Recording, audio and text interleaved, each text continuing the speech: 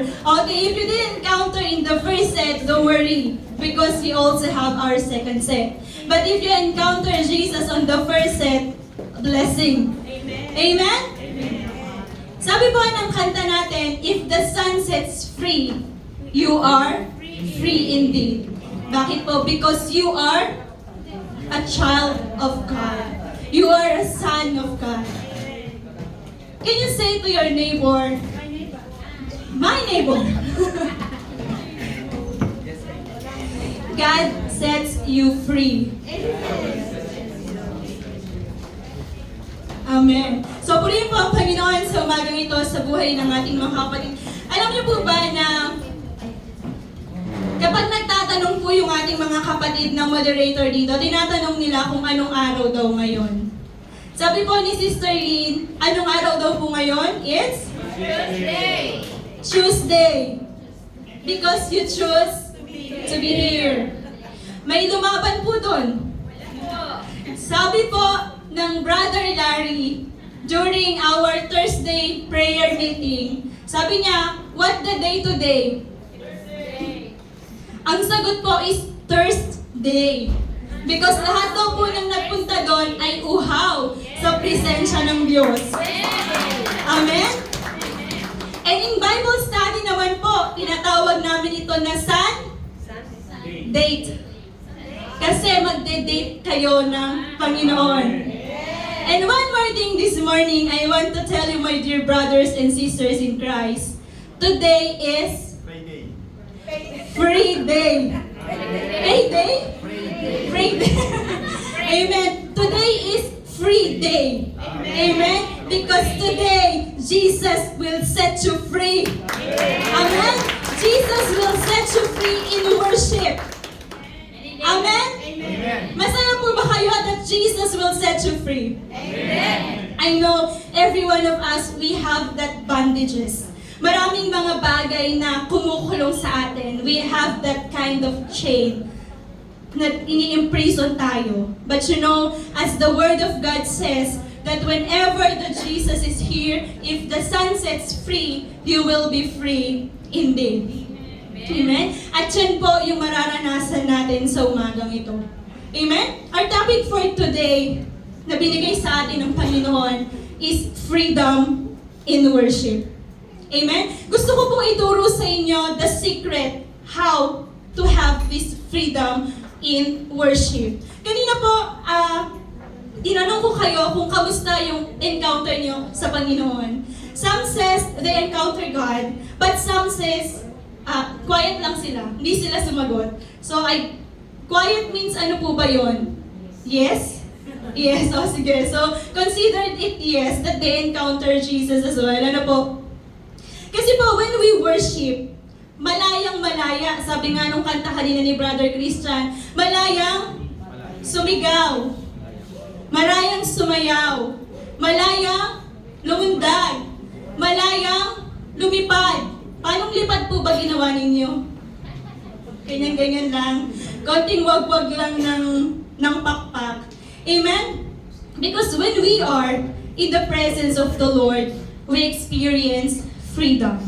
Amen? Because we experience the presence of the Lord. And in 2 Corinthians chapter 3 verse 17, it says that where the Spirit of the Lord is, there is freedom. So the reason why you experience freedom, it's because the Spirit of the Lord is here.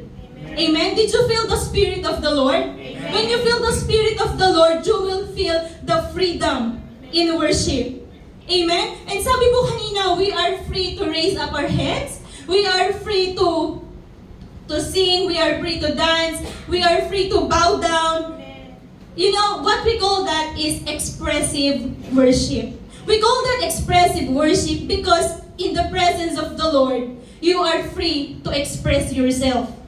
Amen? You are free to express whatever you want Jesus or whatever you want the Lord na ipinapagawa niya sa'yo. That's why, minsan magtataka kayo, why this sisters is always bowing down? Why sister is always crying? Why sister is always singing? Amen? Wala naman siya sa tono, kanta siya ng kanta. It's because they are expressing themselves. We call that expressive worship.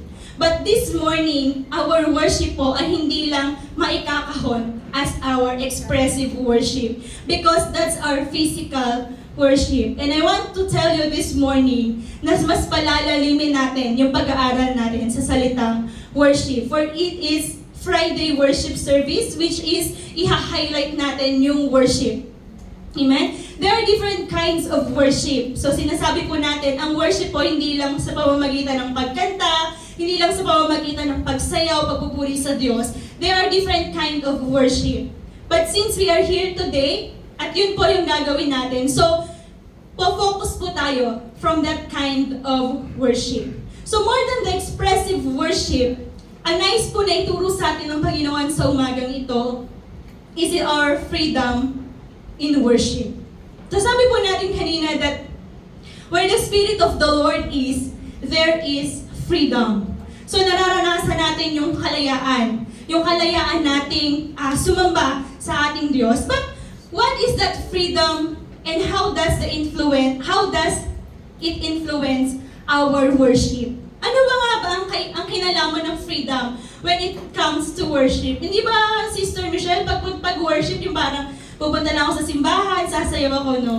Hindi lang po siya ganun. There was a deep meaning when it comes to worship. Yes, we can express ourselves, and that's expressive worship, but we have to encounter also our freedom in worship. Amen? Because kapag natutunan natin gamitin yung ating freedom in worship, that's the point na mas mararanasan mo ang presensya ng Panginoon. Gusto niyo po bang maranasan ang presensya ng Panginoon? Amen. The Lord is reminding each and every one of us this morning that you have to remember your freedom in Christ. And Christ, the Son of God, ang ating pong Panginoon, He wants you to use. We are motivating you to use your freedom in worship. Kasi baka every Friday you are present here, but you didn't truly experience the true freedom in worship. I only have 3 things. Hindi naman po ako magpapakatagal. I only have 3 things or 3 points that I want to share to each and every one of us about experiencing the freedom in worship. And the first one is freedom to draw near. Amen? Sabi po ng Hebrews 10 verse 19 to 22, kung babasahin po natin siya. Amen. Freedom to draw near. So the secret how to engage in the freedom of worship, kailangan alam mong gamitin. You know how to use your freedom to draw near. Do you experience that sometimes in your worship, parang feeling mo different encounter every Friday? Amen? Did you experience God every Friday like different encounter? Or every Friday is the same? Di ba minsan may maririnig tayo, parang andan ng praise and worship nung Friday. Parang ang saya-saya ng praise and worship nung last Friday. Di ba? Every Friday, it's a different encounter. So bakit po? Because ito matututunan natin, it's because of our heart. Our worship depends on the heart of the worshiper. Amen. Sabi po dito, freedom to draw near. Ang Panginoon po ay malapit sa ating mga puso. Sabi po dito sa Hebrews 10 verse, siguro simulan natin Nikki sa 19. Sabi po ng 19, therefore, brothers, so tayo po yung kinakausap dito. Therefore, brothers, since we have confidence to enter the most holy place by the blood of Jesus, by a new and living way open for us through the curtain that is His body, and since we have a great priest over the house of God. Do you remember the preaching of Pastor Jerwin tore the veil? Naalala niyo po yun? When Pastor Jerwin told us that after this message, mas ma-appreciate natin yung church. Bakit po? Because in the previous years ng ating pagsamba, yung mga ninuno natin, napakahirap sumamba. Kailangan nila umakyat ng bundok, tumawid ng dagat, napakalayo. Amen? And napakaraming procedure how to go there. So hindi ka basta-basta makakapunta sa Holy of Holies kasi may mga sacerdote lang o mga priest na pwedeng pumunta doon. But you know what's good when Jesus tore the veil? Nung tinanggal ng Panginoon yung curtain, nagkaroon po tayo ng kalayaan. You know, now we are free to come in the church. Now we are free to worship Him. Amen. And Jesus wants us to enjoy the freedom of drawing close to Him. Yung mas close, yung mas intimate na relationship with Jesus through our praise and worship. Sige po, bakit daw po? In 22 says, let us draw near to God. Pansinin niyo po yung let us. Tingin niyo po ba kasama kayo dyan?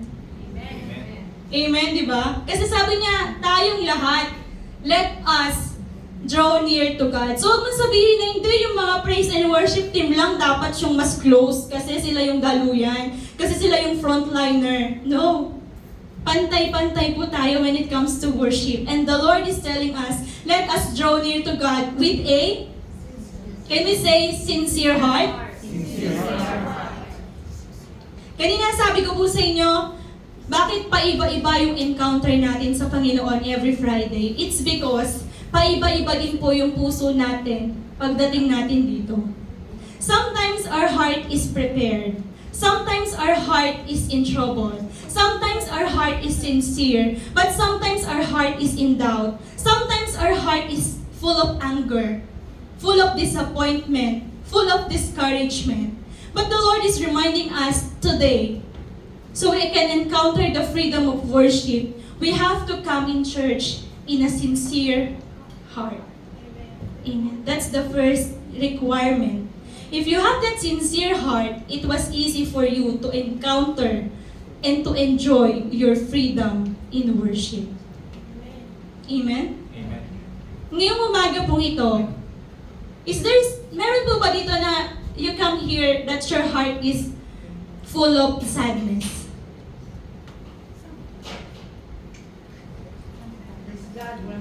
Walang sadness. Si sadness po ay absent today. Praise God. How about full of anger? Meron po ba dito pumunta na merong pang kaaway, merong pang kagalit? Wala naman. Praise God, absent din si anger. Amen. Meron po ba dito pumunta na yung heart niya is full of envy? Full of jealousy? Nagkainggitan? Wala. Praise God, absent din po sila. Hallelujah, purihin ang Panginoon. But how about, is there anyone came here today that her or his heart is full of fear? Absent ulit. Purihin ang Panginoon. Hallelujah. Ano kaya ang laman ng inyong mga puso sa umagang ito? Naku-curious po ako. Hallelujah. Purihin ang Panginoon. How about, ito siguro, baka meron na to. Sino po dito yung napunta sa umagang ito that their heart is full of worries? Absent din. Walang nag-worry kung may kinakain pa yung pamilya natin sa Pilipinas.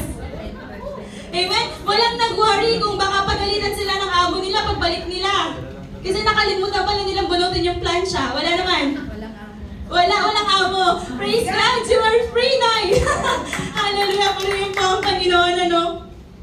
Absent din po ba si worries? Amen. Walang nag-worries na wala nang baon yung anak nila bukas. Iniwan ko sa bahay po. Amen! Praise God! That's the spirit! When we come into the church, iwanan na muna natin lahat. Amen? And we bring to the Lord a sincere heart. Amen? Pero kung meron man po sa mga umagang ito that they are feel unloved, Oh, bakit? hindi! Tinignan ko po lahat. You are feel unloved. You are feel worthless.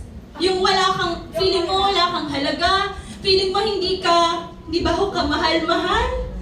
Amen? Meron bang ganun dito ngayon na parang nagsa-self-pity, lagi na lang ako. Amen? Sometimes we feel discouraged.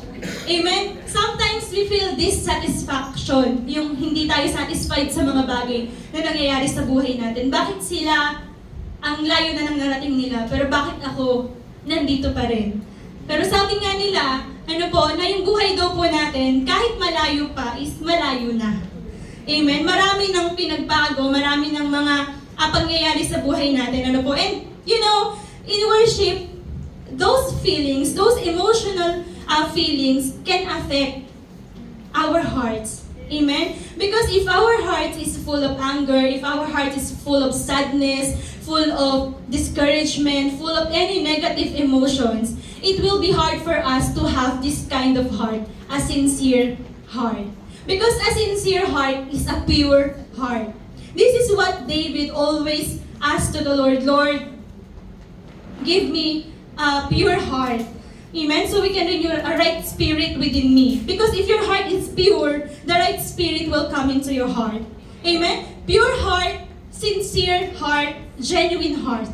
Amen? That's the first requirement so you can enjoy, so you can encounter the freedom in worship. Because truly po, it is really hard to worship God when you are not in focus. It is really hard to worship God when you are in pain. Amen? But you know the sacrifice of praise? The sacrifice of praise teaches us that regardless of your situation, regardless of whatever you have in life, you must praise and you must worship the living God. Amen? Sige po, huwag po kayo maya. Purihin ang Panginoon. Hallelujah. Praise you, Jesus. Hallelujah. Salamat sa iyo, Panginoon. But you know, what I'm telling you this morning, even hindi mo tinaas yung kamay mo, even hindi mo sinabi na meron bandages sa buhay mo, but I believe some of us are experiencing that kind of heart this morning. And you know what the Lord is telling you today? He will set you free. Amen? He will set you free from any bandages na gawa ng kaaway. Amen? Hindi hahayaan ng Diyos na ang araw na ito hindi mo mararanasan ang kanyang presensya. Amen? Hindi mahahayaan ng Panginoon na mawawaste lang yung araw na to.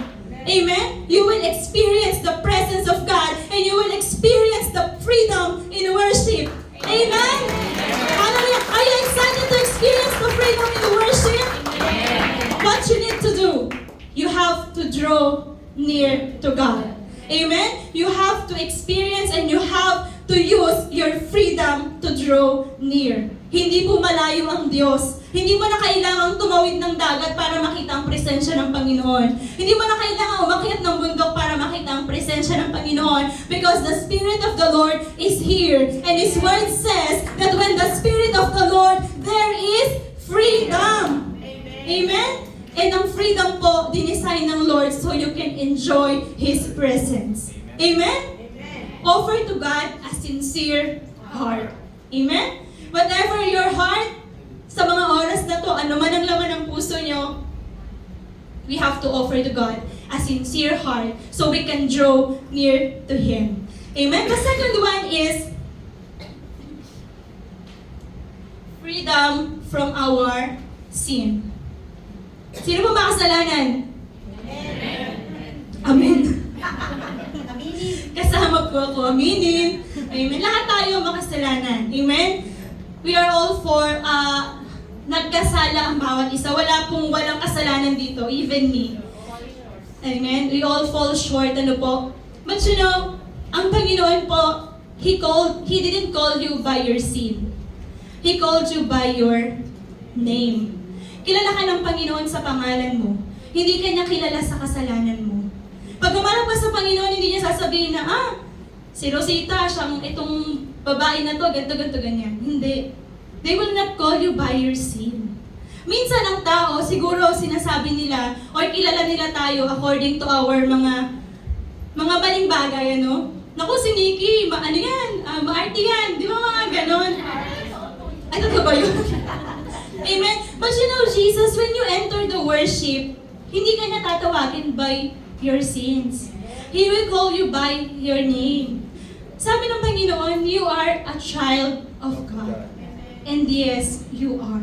You are precious in the sight of God. You are really precious sa paningin ng Panginoon. Hindi po nagagalit ang Diyos sa inyo, kundi sa kasalanan na meron ang bawat isa. So God is freeing us from our sin. Sabi ko nga po, 2,000 plus years ago, He died for us just to save us from our sins. Can we open Galatians 5 verse 13? Sabi po dito sa Galatians chapter 5 verse 13, pa-NIV mo. You, my brothers, were called. Sabihin nyo nga po, I am called to be. Sige po, isigaw nyo po, I am called to be. Free. But do not use your freedom to indulge the sinful nature. Naalala ko po kahapon sa grupo namin ng women's, may nag-send po doon. Hindi ko lang po maalala kung sino, pero sabi niya po doon, Jesus died for us to save us from our sin. Not to sin. Si Sister Faye, ano po? Sabi po ng Panginoon, pinalaya tayo sa kasalanan. Hindi pinalaya tayo para magkasala. Amen? So gamitin daw natin, do not use your freedom to indulge the sinful nature. Rather, serve one another in love. Alam niyo po sa Bible, there are lots of prophets, there are lots of servants of God who committed sin. Naalala niyo po si Paul, si Apostle Paul. Even though Apostle Paul, he persecute Christians before siya nakakilala sa Panginoon. Kapag Kristiyano ka, si Paul ang taga-usig mo. Ngayon kasi parang asawa mo na lang ang taga-usig mo no? Hindi naman. Amen? Si Paul po siya ang number 1 na taga-usig ng mga Kristiyano. Yun yung kasalanan niya before. Amen? Si Jacob, anong kasalanan ni Jacob? Jacob was once a cheater. Si mga cheater dyan? Wala? Walang cheater dito, absent? Absent. Buti na lang absent yung cheater, no po? Amen? Jacob was once a cheater. Amen? Di ba kinuha niya yung para sa panganay niyang kapatid? Amen? He was once a cheater. Sino po? Si David. David was once a murderer. Nung si David po ay naakit kay Bathsheba. Alam niyo po ba yung story?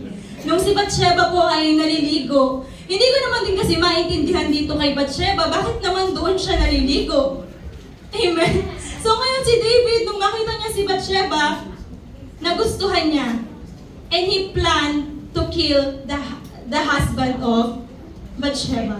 Amen? This David po was once a murderer. Sino pa po yung mga kilala natin na lumayo sa Panginoon? Si Jonah. Amen? We know Jonah, he ran from God. Sino po dito yung inuutusan ng Panginoon pero tinatakbuhan ng Diyos? Si Christian. Sino ba yung nagsabi na yung ba't nag-name drop? Yung may pinapagawa sa'yo ang Diyos but you ran away from God. Amen? Jonah was once like that. Amen? Sino pa po? Sino po dito nakakakilala kay Rahab? Rahab was once a prostitute. Amen? Dati po siyang nagbibigay ng panandaliang aliw. Amen? Si Rahab po ay ganon. Sino pa po? Si Elijah. Elijah was once a suicidal. Imagine mo, Elijah is a major prophet, pero nagkaroon siya ng depression at sinabi niya sa Panginoon na, Lord, kunin mo na lang yung buhay ko. Amen? Napakarami sa ospital na, alam mo yun, they are fighting for their lives. But Elijah told God that, Lord, kunin mo na yung buhay ko. Amen? He was once a suicidal. Amen? And sino po? Si Peter. Kilala niyo po ba si San Pedro po yung kilala niyo po? Si Peter, he denied Jesus. Di ba po? Not once, not twice, but thrice. Di ba? Denied siya si Jesus. But you know, what's good in that Bible character, they sinned. Pero hindi po sila natapos lang doon sa kasalanan nila. Amen? Some of us, we sinned. Pero wag po tayong magpakalulong doon sa kasalanan na meron tayo. Kasi alam niyo po yung nangyari sa kanila, they repent. And then magandang buhay yung sumunod sa kanila. Sabi po in Galatians 5 verse 1, kanina po nabasa na po ito. Sabi po dito sa Galatians 5 verse 1, it is for freedom that Christ has set us free. Stand firm, then do not let yourself be burdened again the yoke of slavery. Alam niyo po, sin is napakalaking factor that affects our freedom in worship. So Jesus wants us to experience the freedom from sin. Na yung mga kasalanan natin na nirepent na natin sa Kanya is wag na nating balikan. Para hindi din ba tayo nahihiya sa Lord? Kasi di ba minsan hindi tayo makalapit sa Panginoon kasi merong hiya sa puso natin na nalapit na naman ako sa Lord pero hindi ko naman maiwasan yung mga ginagawa ko. Di ba? But God is setting you free from that kind of sin. Sabi din po sa Hebrews, dito sa Hebrews 10 verse 26, bakit kailangan na natin iwanan yung mga kasalanan? Hebrews 10 verse 26 says, if we deliberately keep on sinning after we have received the knowledge of the truth, palagi pong tinuturo sa atin sa simbahan, ano ba yung katotohanan, and you will know the truth, and the truth will set you free, sabi nga ng John 8:32. So once we receive the knowledge of the truth, no sacrifice for sin is left. Hindi na po ulit bababa si Jesus Christ to save you from your sin. Amen? Dahil sa Kanya pong pagbabalik, He will be a judge and not a Savior. So we have time. Wag po kayong malungkot, mga kapatid. Amen? Parang malungkot na kayo. Judge na no? Judgment time. Mahirap talaga yung judgment time. Kaya hindi po tayo dapat maging judgmental din talaga, no? But let's enjoy the freedom that Jesus bring sa atin po mga buhay. And then the third one po is freedom to gather. Amen. Sabi po ng Hebrews chapter 5 verse 25, sabi po dito, meron tayong kalayaan na magtipon-tipon. Hebrews 5 verse 25, sabi po dito, let us not give up meeting together as some are in a habit of doing, but let us encourage one another, and all the more as you see the day is approaching. Amen. Alam niyo po ba that you are blessed because you have the freedom to came here today? Amen. Alam niyo po ba, in other country, they are really struggling how to worship the Lord. How to have this kind of worship, this kind of gathering. Amen? The corporate worship. Yes, we have our personal worship, but corporate worship is really important also. Because this corporate worship is strengthen us. Amen? And kahit sabihin po natin, aminin man po natin at hindi, iba pa rin talaga yung mag-worship ng may kasama. Amen? Masarap mag-worship mag-isa, pero mas masarap talagang mag-worship ng may kasama. You know, in other countries, I heard they have this underground church. I think sa Saudi, ganyan. Before they experience that, noon, kasi sobrang bawal talaga ang simbahan. Kasi we are Christians, amen? And hindi katulad ng Diyos nila, yung Diyos natin. So para lang makapag-worship sila underground. Would you imagine? Underground. May takot yun. Kasi baka mamaya may sumunod sa kanila, umulit sa kanila. And some of our brothers and sisters in Christ, sobrang gustong-gusto nila umattend ng worship. Pero they only given one day off kada buwan. Amen? And hindi sila available, hindi sila pwedeng pumunta every Friday sa worship service. Amen? Some of those Christians or some of those people outside, they are in the hospital. So wala silang kakayahan na pumunta sa ganitong gathering. Kasi they are still struggling and fighting for their lives. But you know what's good in you today? You are free. You have the freedom to come here. You have the gift of time to worship. Kaya, when you are here and when you enter the worship service, you must be excited. You must be full of joy. Amen? You must be full of gladness. Amen? That when you come in the church, may gusto kang ibigay sa Panginoon. Kasi meron kang kalayaan. Kaso minsan alam niyo po yung nangyayari, pagpunta mo pa lang dito, ang bungad mo na agad sa Lord, opening song pa lang, yung mga problema mo na. Amen? Tama, hindi? Hindi. So anong bigay natin sa Lord? Thanksgiving. Amen? Minsan po kasi opening song pa lang talagang, Lord, ito yung problema ko, ito po yung nararamdaman ko, ito yung nararanasan ko. Amen? Amen? Wala pong mali doon. Kasi Jesus, our Lord, gusto rin po niya na sabihin natin sa Kanya yung ating mga pangangailangan. But you know, magbigay muna tayo ng papuri. Let's give thanksgiving first. Let's give praise. Let's give worship unto the Lord. Pwede po ba yun?